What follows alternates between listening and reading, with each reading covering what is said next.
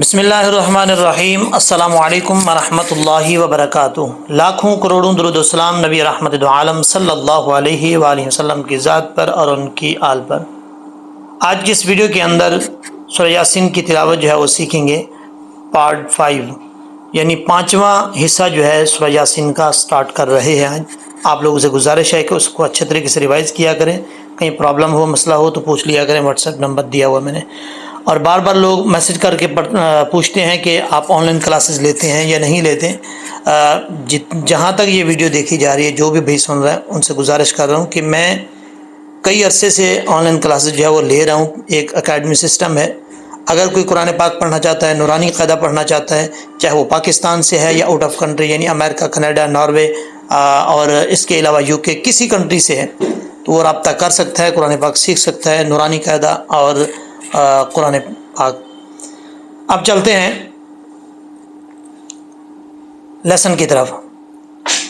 پہلا رکوع ہمارا کمپلیٹ ہو چکا تھا، اب دوسرا رکوع جو ہے انشاءاللہ العزیز آج سٹارٹ کریں گے۔ آپ نے توجہ سے سننا ہے، بہت ہی زبردست چیزیں اور ایسی غلطیاں یہاں سے آج نکلیں گی جو آپ نے ہو سکتا ہے آپ کو کسی نے نہ بتائی ہو۔ بسم اللہ الرحمن الرحیم۔ یہاں پر فرسٹ ورڈ ہے وَاضْرِبْ لَهُمْ مَثَلًا أَصْحَابَ الْقَرْيَةِ۔ پہلی بات تو یہ ہے کہ یہاں پر ضاد کے اوپر پڑھتے وقت لوگ قلقلہ کر جاتے ہیں، قلقلہ نہیں کرنا، ٹھیک ہے؟ ضاد پہ قلقلہ، وَاضْرِبْ ایسا نہیں پڑھنا۔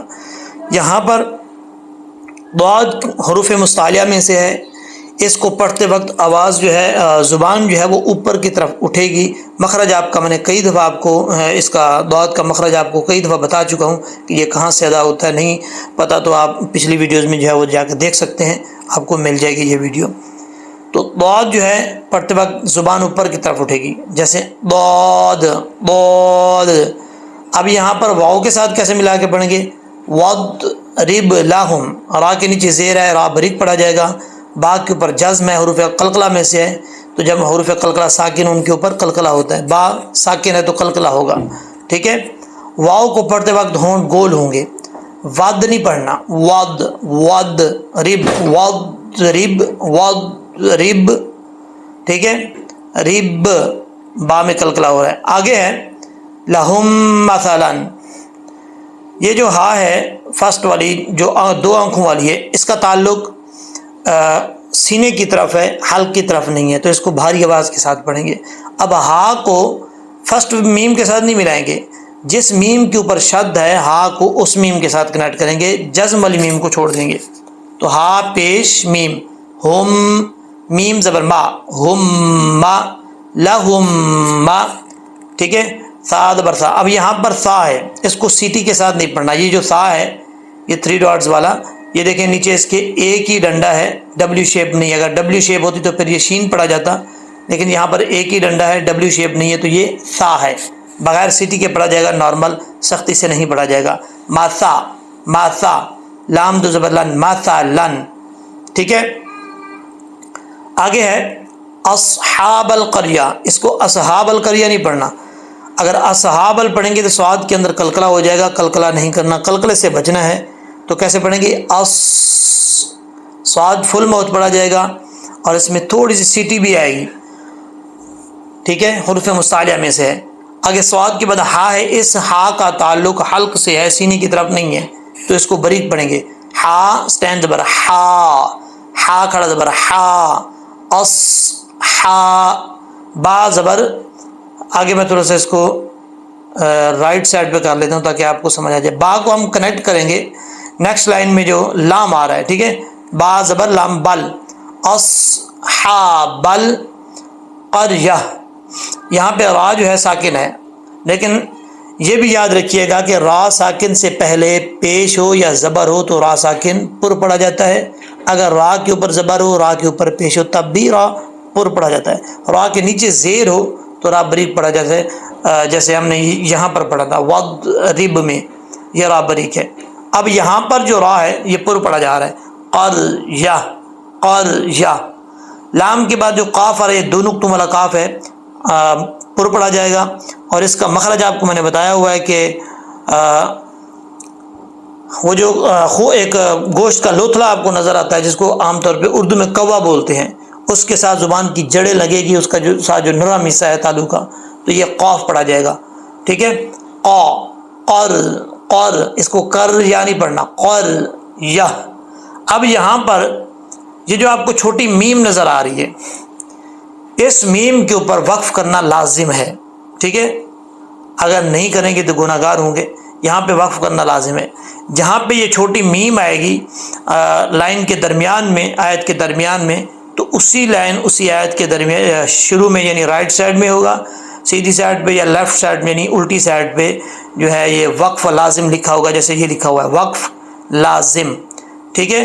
تو یہاں یعنی وقف کرنا، یہاں پر رکنا لازم ہے، تو یہاں پر رکنا جو ہے وہ لازم ہے، یہ چیز، اس چیز کا آپ نے خاص خیال رکھنا ہے۔ اب کیسے رکیں گے؟ یہاں پہ یہ جو تا نظر آ رہی ہے آپ کو، یہ تا گول تا ہے، اس کو کیا بولتے ہیں؟ گول تا۔ جیسے ہی اگر وقف کرتے وقت، سٹاپ کرتے وقت آپ ایسے حرف پہ وقف کر رہے ہیں، سٹاپ کر رہے ہیں، جو آخر میں جو حرف آ رہا ہے وہ تا ہے، جیسے یہ ہے قر یا تی، ٹھیک ہے۔ تو تا کے اوپر، گول تا کے اوپر جب سٹاپ کریں گے تو تجوید کا رول ہے کہ وہ اس تا کو، گول تا کو ہا کے ساتھ چینج کر دیں گے۔ اگر سٹاپ کریں گے ہا کے اوپر، تا کے اوپر، تو وہ ہا کے ساتھ چینج کر دیں گے، کیونکہ یہ تا ہا کی شکل میں ہے۔ جب وقف کریں گے تو یہ تا ہا بن جائے گی۔ کیسے؟ اگر ملا کے پڑھیں گے تو پھر قریاتی اذ جا، جب یہاں پہ سٹاپ کریں گے کیونکہ وقف لازم ہے، تو پھر یہ تا ہا سے چینج ہو جائے گا، قریہ، قریہ، ٹھیک ہے۔ آگے ہے اذ جاء اہل، زال نارمل پڑھا جاتا ہے بغیر سیٹی کے، اس میں سیٹی نہیں آتی، اگر سیٹی آتی تو سمجھیے زال کا مخرج جو ہے وہ صحیح طریقے سے نہیں پڑھا جا رہا، تو کیسے پڑھیں گے؟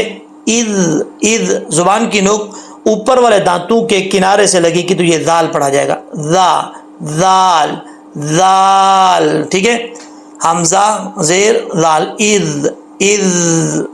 اب اس میں قلقلہ بھی نہیں کرنا، اذ نہیں کرنا، اذ، جیم زبر الف جا، یہ مد متصل ہے، تجوید کی اصطلاح میں اس کو مد متصل کہتے ہیں۔ عام طور پہ یہ دوسری چیز اس لیے بتاتا ہوں کہ اکثر لوگ کو پتہ نہیں ہے، جو تجوید نہیں جانتے وہ اس کو بڑی مد بولتے ہیں، مد متصل کا ان کو پتہ ہی نہیں ہوتا، ٹھیک ہے۔ تو مد متصل، متصل کا مطلب ہوتا ہے ملانا۔ بہرحال یہ لمبی ایک بحث ہے، اگر وہ قاعدے میں ہو سکتا ہے بتاؤں میں، لیکن یہاں پر آپ کو ایک صرف اشارہ دے رہا ہوں کہ یہ مد متصل ہے جو عام طور پہ لوگ بولتے ہیں مد بڑی مد، ٹھیک ہے۔ تو بڑی مد کی مقدار 3 الف ہے، 3 سے 3.5 الف، آپ 3 الف بھی کر سکتے ہیں، تو اس کو اتنا جو ہے وہ لمبا کرنا ہے، کھینچنا ہے۔ آگے حمزہ ہے، حمزہ کو صحیح طریقے سے پڑھنا ہے۔ اگر مثال کے طور پہ اگر یہاں پہ کوئی ایسی وجہ بن جاتی ہے، آپ کا سانس ختم ہو جاتا ہے، آگے جو ہے وہ مثال میں اتنی سانس نہیں ہے جو اگلی آیت، یہ والی آیت کمپلیٹ کر سکیں، یہاں پہ وقف کرنا چاہتے ہیں، آپ کو صرف چیز سمجھا رہا ہوں۔ تو حمزہ کے اوپر وقف کیسے کریں گے؟ مد کر کے اذ جاء، ٹھیک ہے۔ جب وقف کریں گے تو حمزہ کی ہاف حالت پڑھی جائے گی، یعنی آدھی حالت جو اس کی پڑھی جائے گی۔ اس کو بالکل ایسا نہیں ہے کہ حمزہ کا ساؤنڈ ہی نہیں آئے گا، نہیں، ایسا نہیں ہے۔ جب وقف کریں گے، یہاں سٹاپ کریں گے تو حمزہ کی آدھی حالت پڑھی جائے گی، جیسے اذ جاء، ٹھیک ہے۔ ایسے نہیں پڑھیں گے اذ جاء، اذ جاء، یہ غلط ہو جائے گا، حمزہ ختم ہو جائے گا پھر۔ تو حمزہ کی آدھی حالت پڑھی جائے گی وقف میں، اگر ملا کے پڑھیں گے تو پھر جو اس کے اوپر جو حرکت ہے زبر وہ پڑھی جائے گی، اس چیز کا آپ نے خاص خیال رکھنا ہے، ٹھیک ہے۔ اذ جاء، اذ جاء۔ اچھا جی، اگر بالفرض کوئی ایسی جگہ آ جاتی ہے جہاں حمزہ کے اوپر 2 زبر ہوں تو پھر وقف کیسے کرنا ہے؟ یعنی حمزہ 2 زبر ان ہو، اب آپ نے یہاں پہ وقف کرنا ہے تو کیسے کرنا ہے؟ اس صورت میں کئی جگہوں پہ آتا ہے، تو اس لیے پہلے میں آپ کو سمجھا رہا ہوں۔ 2 زبر ہوں تو اس صورت میں وقف کرتے وقت حمزہ کو ساکن نہیں کریں گے، جیسے ہم نے پڑھا نا اذ جاء، ایسے ساکن نہیں کریں گے۔ اس وقت اگر 2 زبر ہوں وقف کریں تو پھر اس کی حمزہ کی 1 زبر پڑھی جائے گی، یعنی 1 زبر جو ہے وہ الف سے چینج کر دیں گے، ٹھیک ہے۔ تو 1 الف کی مقدار اس کے اوپر جو ہے وہ کھینچا جائے گا، جتنی دیر میں آپ کو میں نے بتایا تھا 1 الف جو ہے وہ لمبا کیا جاتا ہے، 1 فنگر جو ہے وہ بند ہو، اوپن ہو، اتنی مقدار۔ جیسے اگر 2 زبر ہوں تو کیسے وقف کریں گے؟ اذ جاء، بس اتنا کھینچنا ہے۔ اگر 1 زبر ہو تو وقف کرتے وقت حمزہ کو ساکن کر دیں گے، جیسے پہلے آپ کو کر کے میں نے بتایا ہے۔ اب یہاں پہ ہم سٹاپ نہیں کریں گے تو اس کے اوپر زبر پڑھا جائے گا، کیسے؟ इज़ जा, आगे हा है, ये हा जो है वो दो आंखों वाला है, ठीक है। इसका ताल्लुक सीने की तरफ है, भारी आवाज के साथ पढ़ेगा, जैसे हा, हा जबर लाम, हल। जब हा को लाम से मिलाएंगे, कनेक्ट करेंगे, तो फिर बीच में दोनों अलिफ जो हा के साथ है ये अलिफ और जो लाम के साथ अलिफ है, इस दोनों को, इन दोनों को गिरा देंगे, ठीक है। ये खत्म हो जाएंगे। हा को लाम से कनेक्ट करेंगे, हा जबर लाम हल। इल्जा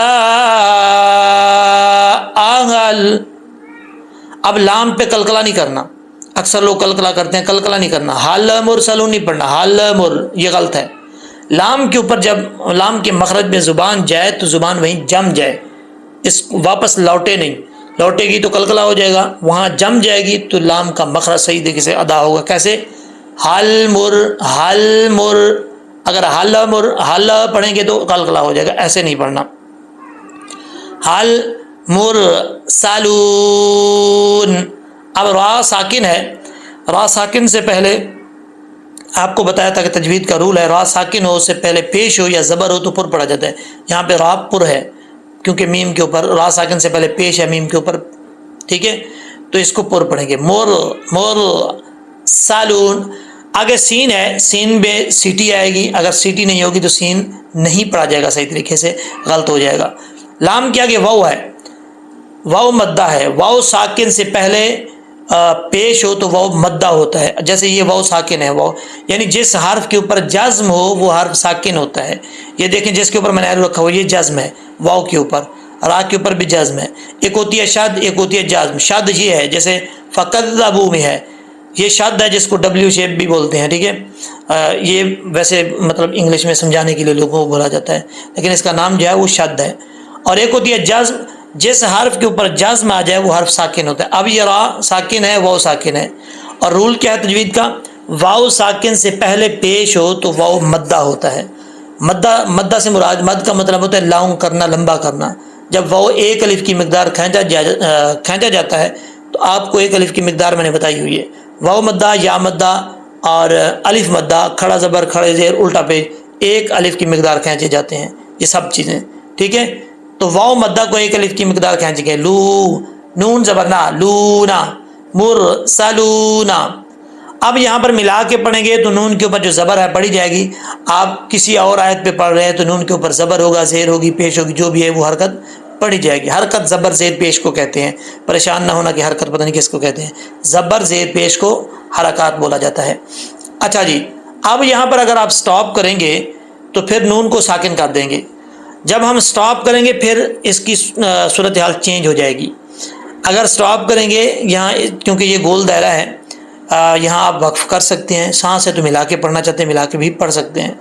जब यहाँ पे वक्फ करेंगे तो फिर आप एक अलिफ से ज़्यादा मिकदार में भी इसको खींच सकते हैं, तो फिर उस सूरत में जब वक्फ करेंगे नून साकिन हो जाएगा तो फिर इस पर मद आएगी, मद आरिज़ वक्फ़ी, ठीक है। यानी आर्जी तौर पे नून को साकिन किया जा रहा है, आरिज़ वक्फ़ी इसलिए बोला जाता है कि आर्जी तौर पे यहाँ वक्फ कर रहे हैं। तो वहाँ पर फिर अगर दो अलिफ भी खींचना चाहें तो खींच सकते हैं, 1.5 अलिफ खींचना चाहें, 2 अलिफ से ज़्यादा 2.5 अलिफ तक भी खींच सकते हैं, क्योंकि वाव मद्दा हो जाएगा, उसके ऊपर मद कर सकते हैं आर्जी वक्फ की सूरत में। अगर आप नहीं करना चाहते तो कोई मसला नहीं है, हुरूफ मद असली की मिकदार भी खींच सकते हैं, जैसे 1 अलिफ की मिकदार, मुरसलून, ओके, इसमें भी कोई प्रॉब्लम नहीं है। ऐसा नहीं है कि लाजमी है इतनी बड़ी मत करना। जिस तरीके से मैंने आपको हिजे करवाए हैं आपने समझ लिए होंगे। अब इसको हमने लहजे में पढ़ना है, यानी क़िरात में पढ़ना है। अच्छा जी, अक्सर लोग कहते हैं कि लहजा या तरन्नुम ना बोला करें, माजरा चाहता हूँ, कुछ दिनों में बोलता रहा हूँ, लेकिन अब क़िरात ही बोलूँगा ताकि आप लोग को किसी किस्म की तकलीफ़ की माजरत चाहता हूँ। अच्छा जी, बिस्मिल्लाहिर्रहमानिर्रहीम, वद्रिब लहुम मसलन अस्हाबल क़र्या इज़ जाअल मुरसलून,